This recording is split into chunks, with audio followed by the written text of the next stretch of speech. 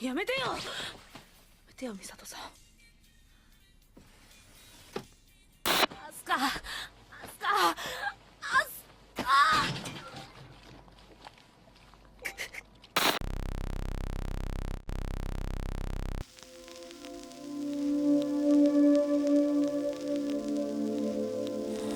The Hedgehog's Dilemma is a seemingly simple idea on the surface, with a few layers of complexity in its more lengthy description, as well as a possibly revolutionary concept of human life within its assumptions. Many of you were probably introduced to the concept through the anime Neon Genesis Evangelion, and as such we're going to be discussing it with that series serving as the example throughout, but I'll do my best to explain the points as accessibly as possible. It appears early in the series as a fundamental pillar, when in episode 3, Misato Katsuragi and Ritsuko Akagi, two important employees at NERV, the organization tasked with defending the human race from the brutal invaders known as angels, converse on it as such. Hedgehogs have a hard time sharing their warmth because the closer they get, the more they just end up hurting each other. It can be the same with people. Ritsuko introduces the principle, and Misato expands upon it with her statement on Eventually, you figure out the right amount of distance to keep, to avoid hurting each other. It's something which permeates through the entire anime, as we see both the struggle to form connections, the result of pushing through the pain, and then how all of the benefits of closeness come with a risk of even greater pain, of rejection, loss, misunderstandings, and more. The early episodes of the series are Shinji failing to connect and giving up in pain, but then always deciding to come back, expressing the need for connection, deciding to keep pushing by dedicated actions, building connection with the women in his life to eventually reach genuine joy, and then due to varying factors, losing all of that connection, ending up back at square one, only with more pain, more awareness of what he's lost, and then all before a worldwide conspiracy level plan causes a deeper connection than anyone has ever known, as well as Shinji's most mental torture ever, showing that yes, there is a lot of pain to be had in complete connection. This scale of sorts that's created, where complete loneliness and complete togetherness are both pain, then shows the solution, the happy middle where one gets the most benefit with the least pain. This is the core of the original dilemma, created by Arthur Schopenhauer, an early 19th century German philosopher known for his quite pessimistic outlooks. The parable is a group of hedgehogs stuck in cold weather. Feeling the need for warmth, they attempt to huddle together to prevent their own freezing. However, upon doing so, they realize that along with warmth, they also begin to feel the pain from the pricks of each other's needles, which forces them to move apart once more. Then, feeling the need for warmth again, they find a middle ground, the distance just enough away to not get pricked, while still receiving some amount of warmth to survive. The concept is quite easily applied to humans as well, replacing the need for warmth with the need for connection, and the prick of needles with the pain caused by intimacy.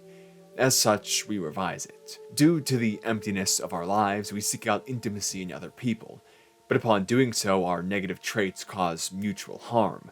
We harm them, and having done so feel pain ourselves, in addition to them both doing the same. Due to this, we back away, finding an optimum distance for connection, where we can tolerate each other while avoiding pain of doing so deeply. Schopenhauer concluded that this safe distance was witnessed in the culmination of etiquette, the unwritten rules of social interaction.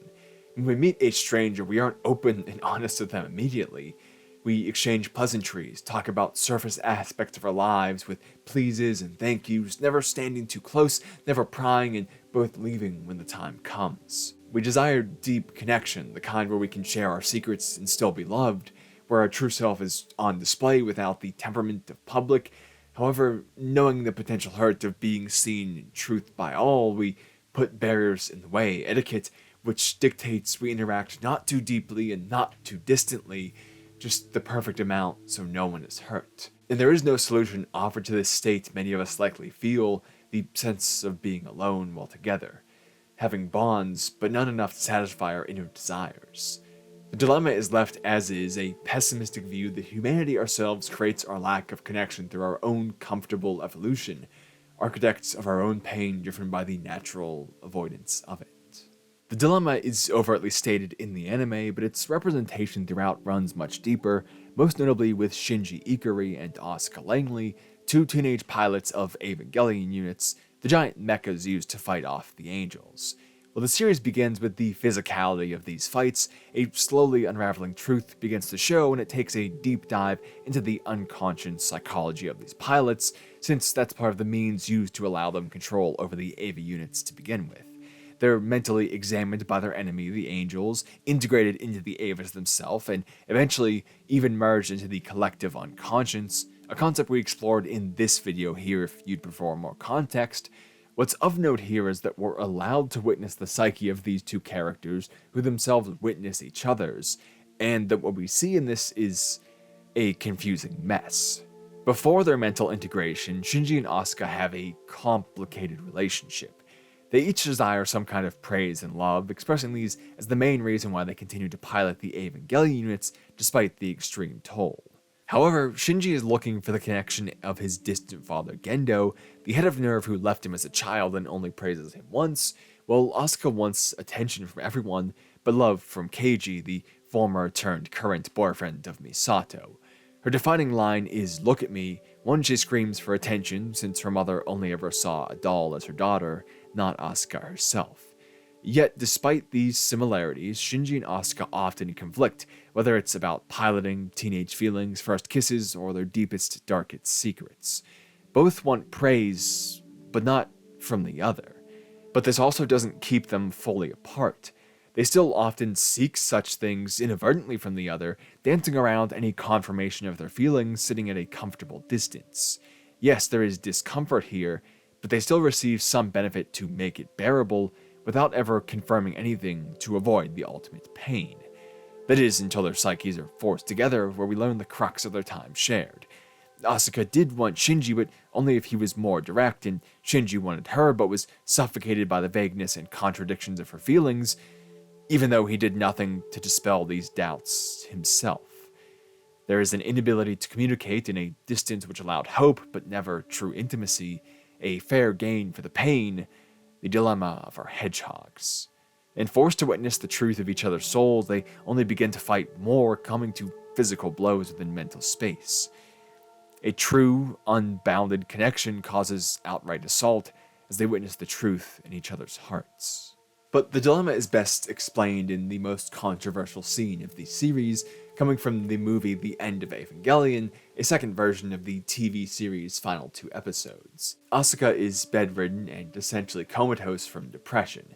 Psychological torture at the hands of one of the angels left her unable to pilot an Evangelion unit, lacking all purpose in life and garnering no attention. With no reason to live, she mentally stops as her body physically goes on. Shinji, himself at the end of his rope from being forced to kill the only person who ever directly expressed love for him, at least since his mother's early death, is similarly anguished, doing little more than waiting for whatever form of death awaits him. With no ability to cope, he regresses to relying on others, repeating "help me, Asuka" above her bed. Trying to shake her awake, Shinji inadvertently reveals her and forgets his pleading for a different, even less savory self-activity. It is core to his character. What he's seeking is the pleasure from other people, but his absolute fear of the pain which comes hand in hand with it leaves him unable to connect with anyone. We see this in his lack of confirmation. Even though he expresses hating the vagueness in the mental world, he never dispels it in the real one. So Asuka right here is his ideal, someone he can derive pleasure from with no way for her to ever hurt him back. She can't reject him, she can't cause misunderstandings, and he can take what he wants. He hates himself for it, but that pain is less than the pain of intimacy. From these two, we can derive that there is in fact a need for connection as assumed in the Hedgehog's Dilemma. Even though it causes pain, warmth is a necessity. Why else would they play this game of back and forth if it was not in some way a demand of their souls? But this leaves us with a question. Why is it a need? What within us causes us to need others even though we know it will lead to pain? This is what I intend to expand upon with the ideas presented in the series, with the first stop being the abstract episodes 25 and 26, which take place within a collective consciousness. In the later episode, Shinji receives an explanation of perspective through the demonstration of an empty world with only himself. There are no boundaries, no others, nothing but Shinji in this empty space. Despite being the only object, the voices of other characters state to him, "You don't have an image of yourself, do you?" referring to a lack of perspective. Yes, this world is absolute freedom, existing without restriction of any kind. However, that also means there is nothing to judge him by, and nothing to observe him either. Eventually, floating in nothingness or everythingness, Shinji would lose all idea of who he was and what state he was in, fading into non-existence. So they begin to add restrictions to solve this, designating heaven and earth, adding gravity and direction. His freedom is lessened, but now there are objects of comparison. As they go on to say, "You know your shape through seeing how other people are shaped." The principle here is that in order to maintain a sense of self, then there must be perspective as well. And it is true. If we were the only human to exist, then we would have no way to actually know that we are even human. If there are no walls, no floors, no sky, no anything, how would you even know that you were alive? How would you feel anything, see anything, smell or touch anything to know that you can do such things? Imagine such a space with endless nothing. You are unobserved, with nothing to observe. The world without restriction, one of endless freedom, is also one in which we can never know the satisfaction of that total freedom, and in a sense, never know the perfection we hold within it. I believe we can argue that this state is the way we would be the most complete. I say this because of possibility. The world we know is one in which we are limited, and through these limitations, we begin to develop a sense of personality and relation to others through that. We often see this as the gaining of traits as we grow in age. We develop interests, friendships, make decisions, and others know us by the summation of such factors. But what if we reverse that formula and look at the total possibility of our lives as they progress, rather than the limited possibility of what we choose? Now, this argument also in some way is dependent on the idea of a soul to reach its full extent. It could be made without it, however, I think the most interesting possibility is exploring as if we have one. I have no basis to say such a thing exists, and I could argue for or against it, and I know people in the comments will point that out, but what provides more introspection, setting aside our conceptions for one moment to explore, or angrily sticking to them? So I'll continue about our total possibility. Before our conception, we are akin to not even an idea, but what comes before an idea, endless possibility. The space before knowledge can even exist, the very ability for it to be conceived in reality and restricted by the process of thought. But the moment that we are conceived, our limitation begins. The idea has been had. Every possibility for parents except those which created us are removed. Instead of being an endless possibility, we are an endless possibility within the genetic code of just two people. Then we are born and we experience another limitation of birthright, of class, time, place, and so on.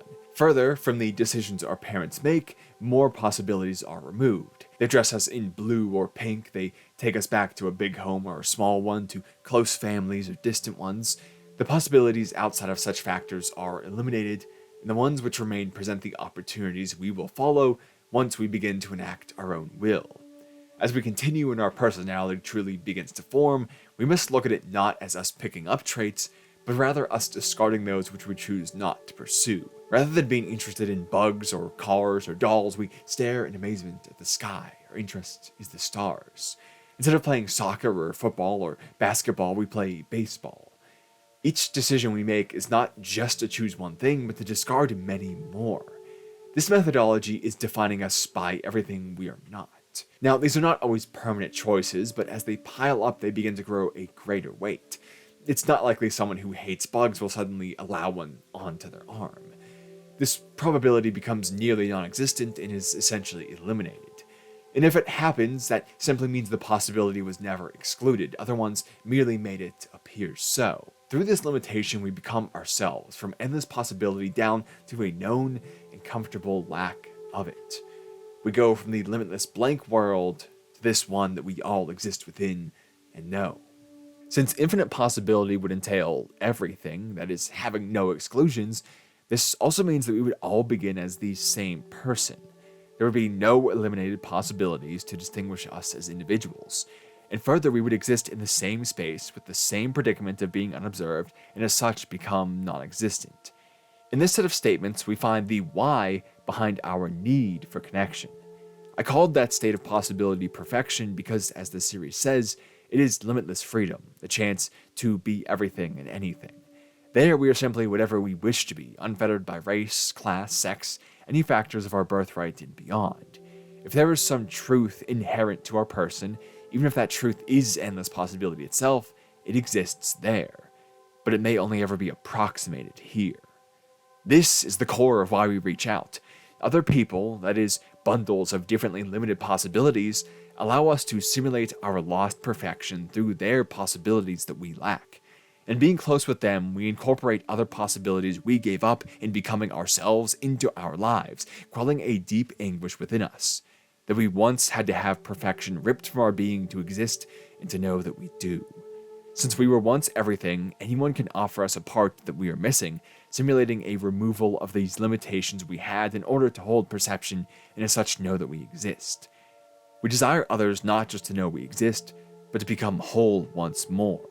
The phrase filling the gaps of our hearts from the series puts this to poetry. Others complete us, and we are all striving for a completion we once knew. There's also an aspect of self-preservation in this. If we recall the empty world, then we know that everything and nothing are quite similar. Even though they are distinct, experiencing one means knowing the feeling of the other since neither has perspective.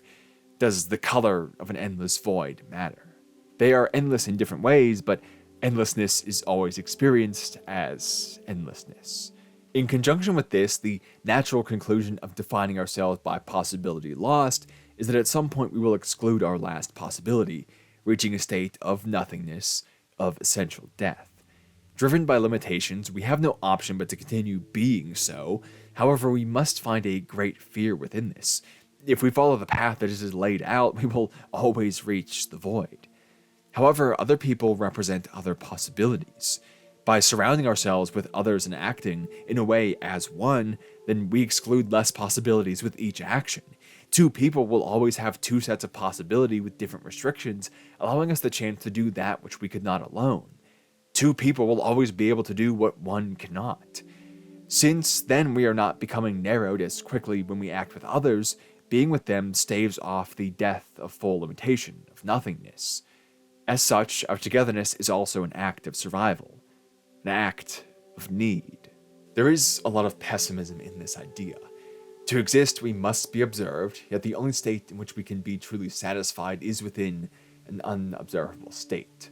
In essence, being human is an endless suffering in search of an unachievable state. We will gather and grow apart, share kisses or come to blows, love and lose alike, and all being a temporary reprieve, we will always be forced to remember that we are alone in togetherness. Faced with this ultimate despair, an idea may start to brew. What if there was a solution? What if we could all be one? Cut past the dilemma and our limitations, share one body, one mind, and be complete within each other. Further, we would then never exclude any possibility. We would all form a complete set, even if we were merged after becoming limited ourselves. Together, we would never become nothing. Right? Well, let's see. I'm not endorsing this idea, but it's worth exploring, as this line of thought ending here would simply state our eternal damnation. Exploration of a solution is only healthy. This is something done within the anime, as the end of Evangelion represents a merging of all consciousnesses into one. It's described as one singular perfect being, where people act as themselves with no boundaries. What exists in the mind of one exists in the minds of all. Those who are dead come back to life, everything and anything at once. There are no secrets, as their most carefully guarded desires slip out, and mental torture ensues on the path to them all becoming one. Like the Library of Babel, anything which has happened, could happen, or will ever happen can be in this space. It is human perfection. That is what Gendo creates out of his endless despair, the supposed solution to humankind's endless suffering. And yet, it is rejected. Shinji, his own son, who is in control of whether this becomes the future or not due to being the conduit and sacrifice for the ceremony, rejects the idea and instead chooses to return to a world where he was so often alone and terrified. Why would he do this, decide to live in the space of the dilemma. It is because there is no way to prevent this kind of collective space from falling to the same flaws as the one we knew, the empty world. What we see in Evangelion is not the completion of the act, but rather the beginning of it. As every mind is melding, they begin to spill over into each other, bits at a time. Memories of one person jump to those around them, the secrets of one infect another, all of these things slowly becoming a part of everyone as they're shared around the whole. We see this not just with Shinji and Asuka's innermost thoughts conflicting, but also with what Shinji witnesses. He observes an intimate scene from the past of Misato and Keiji, finding some level of confusion at the woman before him who seems so opposed to the one he once knew. This builds on an idea presented earlier in the series, where Shinji's friends express that he's actually lucky he sees how sloppy Misato is at home, in contrast to her put-together persona that they witness. It means he gets to witness a part of her that no one else does. It provides him a value as someone special to her. However, Misato says here, A part of me that you never knew before, but now through our melded hearts you do. Showing the same concept between her and Keiji. We express ourselves differently to individuals based on the specifics of the relationship and situation. We likely treat our parents differently than our best friends, differently than our acquaintances, differently than someone random. While there may be overlap, there are always distinctions. I believe we could once again reason this based on our excluded possibilities. We won't need the same thing from someone who holds X possibility as the person who holds Y possibility, and we treat them differently as such to gain something different. To interact with them in the same way would be to ignore the very reason we are individuals to begin with. But when everyone is privy to the entirety of our beings, and us to theirs, there's no way to do this. Our thoughts and feelings are shared without consent and control, and what was meant for one becomes open to all. As such, the distinction between Keiji and Shinji would become meaningless for Misato, at the same time as they all started to become one as it all spread. Your respective dolls in comparison to others until it is the same. Indistinct, we would never know if we were being observed by another or by ourselves. We would be faced with the same failure we started with. We could never be aware of our perfected state. One being has no idea of its own value. It needs others to know. But if all were one, then we would just be one being. As Misato says on her intimate connection, I think we do this to confirm that we're really here, to affirm our self-worth. in the opposite way, when Shinji rejects the collective, he checks for rejection to prove acceptance can still exist. Washing up on the shore of a destroyed Earth with Asuka, Shinji begins to strangle her to prove their separated bodies, an act to differentiate from scenes like this within the collective, where he and Rei have no physical boundary between them. Asuka feels this and raises a hand to his cheek, an act of acceptance as Shinji begins to show himself as a forceful being. Scarred by the metaphysical horror they witnessed, this direct and unflinching action is their confirmation. The world they knew exists once more. They may go on to find value rather than fading into nothingness, even if it means causing each other pain, more directly here than ever before. In this slow degradation into one being, we also witness one of the principles which causes both the pain within this transition and more lightly within the earthly world we know.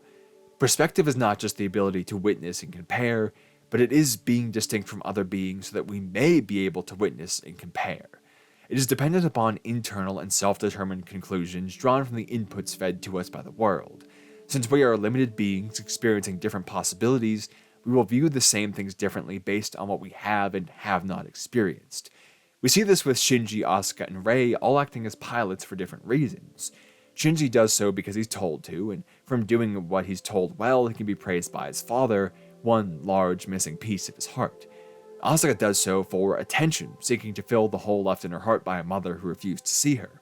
And Rei states that doing so is her link to others, meaning it's the only way she knows how to even begin to connect with people in the first place. The same action is seen by three people performing it in distinct ways with only vague overlap. This is an inherent condition of perspective. We observe the same thing differently. But perspective is also applied to other beings. The way we witness them is determined by what we ourselves have witnessed, not what they have. As such, the image we have of them will be somewhat different from what they feel they are. We see their actions, but we don't feel their motivation truly to know why they act. We only guess. The series explores this in Shinji's head as he converses with his unconscious mind, who states that he's afraid of the Shinji Ikari within the hearts of others. While he understands this fear as being disliked by others, it is the same idea in different words. For someone to dislike you, the image they hold of you within them must be negative, and they feel that way based on their own restricted possibility. Understanding that we hold distinct possibilities of each other within our minds, then imagine what happens if we were suddenly witness to the thoughts of others without restriction. In them, we would also see ourselves, one of us which would be holding different possibilities than who we are right now, but at the same time missing some of the ones we have built ourselves around, where you've been misinterpreted and misunderstood others, making copies of them which are similarly flawed rather than more perfect due to our connections. Further, the majority of how we're known is within the minds of others. We are one self known by tens, if not hundreds. What we know of us is possibly only a single % of our total existence within all minds. So if all minds suddenly became one, what we would see as the totality of ourself would be shallow and incomplete, since their perspective of us will always be less deep than our own. It will be full of different possibility, but no more so than we ourselves already are. This is where Evangelion's statement that pain is an inevitable consequence of truth arises from. When we witness the truth within the hearts of humankind, we see that the majority of our efforts were in vain. In an attempt to become more perfect, all we did was fracture ourselves with every interaction, creating shallow, more incomplete pictures of us that will reach further and wider than we ourselves ever could. We can witness the consequences of this without the melding of minds just the same. Is the reason we conflict within intimacy the same as this? Due to our failure to communicate ourselves properly into the mind of another, we face mismatches that arise as we grow more connected and so lead to conflict. If they knew us exactly, there would be no room for error which causes tension. The closer we grow, the more the idea of us within them comes into play, and the more it contrasts with the us in the real world, the more chance to be wrong and cause pain. And here we witness that finding the proof of our need for connection has led us right to the dilemma itself. We reach out to try and achieve that lost state of perfection, but even if we were to return to it from the world we knew now, we would undergo immense pain from growing too close, and in the end find only the same problem we began with. It is a pessimistic cycle. We see that all we can do in returning to our world is maintain the ideal distance. It is a pessimistic cycle whose only conclusion is that humankind is forever destined to suffer in incompletion so that we may be aware of our existence to begin with. There is no escape. However, no escape does not entail despair. In a way, we must invoke the spirit of Sisyphus and find value in the very thing which dominates us. Yes, we are beings doomed via the limitation we need for perspective, but that limitation is ours to wield in many ways. We cannot change our birthright, and certain factors will always be larger than us, but within boundaries we choose who we connect with or reject in the quest to regain our perfection. We are the ones who determine value by giving our limited possibilities to someone, or withholding them just the same. We must embrace an approximation of the ideal distance laid out by Schopenhauer. By accepting intimacy and rejection alike, we can lead the mean of our actions to create a comfortable distance, rather than maintaining that distance between all of our interactions. If we are rejected, that means we may know what connection truly is. It means that we can be observed with perspective, proving our existence in the fact that someone else will see the same person and accept them. In a room full of hundreds of people, we will engage in the act of excluding possibility by connecting with just a few of them. To us, they will be valuable, even at the cost of value which could have been given to every single person in that room. But just the same, they will do that for others and have them do the same for them. They will create and find their own value because it was not given all freely.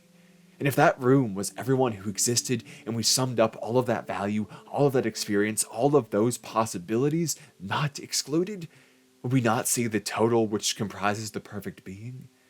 This is the only way we can exist. We reject the empty world in the same way Shinji does. I believe that if a soul does exist in such a space, this is a choice we all make, to give up that perfection and suffer that we may know we existed to begin with. So we must do our part of the perfect being. We must connect and reject. We must find and give value.